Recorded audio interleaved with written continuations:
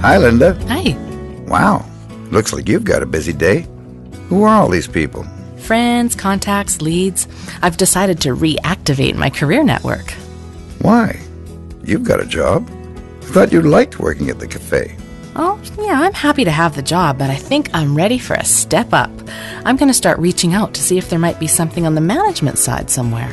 You're thinking of changing jobs in this market? That's pretty gutsy of you. I'm impressed. Well, I found my job through Mindy, my neighbor's daughter. We were just chatting one day and she mentioned this opening, gave me a few names to contact, and 2 months later I was hired. That reminds me of what my old sales buddy Matt once said.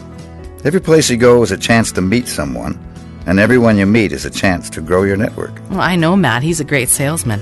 Hey, we should both give him a call. He knows everybody, and if anybody's hiring, he'll know it. Sure, but I'm no sales guy. I know I've got to sell myself, but I really should focus on getting my resumes out. Well, networking really helps your other efforts. Most jobs aren't formally listed. They're promoted from within or through word of mouth. Connecting with others can really open doors for you down the road. And just because someone isn't in the same line of work doesn't mean they should be overlooked. They may know of opportunities you'd never hear about otherwise. Maybe I should take another look at networking. But something tells me you're not talking about my bowling night with the guys. Actually, I am. Those guys, their families and friends, your family and friends. See what I mean? Yeah, but how do I turn them into a network?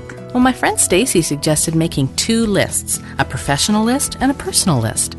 In the first, you list the names of everyone from your work world. So whether you know them or not, your former colleagues, acquaintances from professional groups, business associates of family and friends, even people you read about in the news.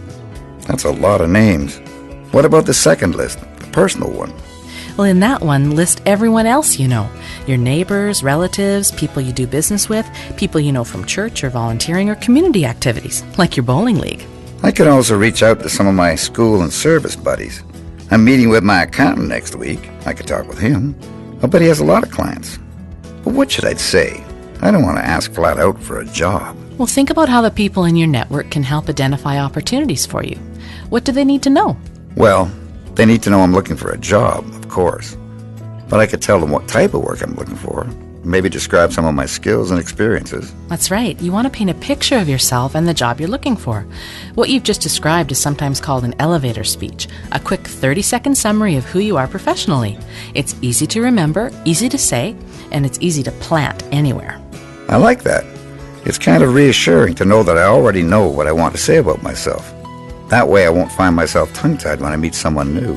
Exactly. Even if you're just talking to your neighbors, the ideas in your elevator speech could come in handy.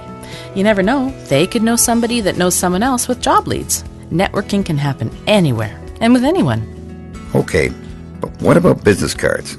I've heard that it's good to have something to hand out, describing what I do. Oh, definitely. Always have your business cards with you.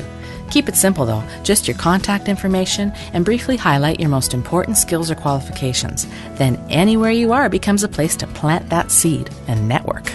Well, I feel a lot better about networking when I think about it as staying in touch.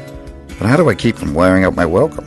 Well, don't ask for a job outright. Instead, ask people for advice. Most people are happy to share their professional experiences and resources if you ask them. And that's when the job opportunities can pop up. Hey, that's a great approach. Then when someone does give me advice, I have another reason to follow up and say thanks.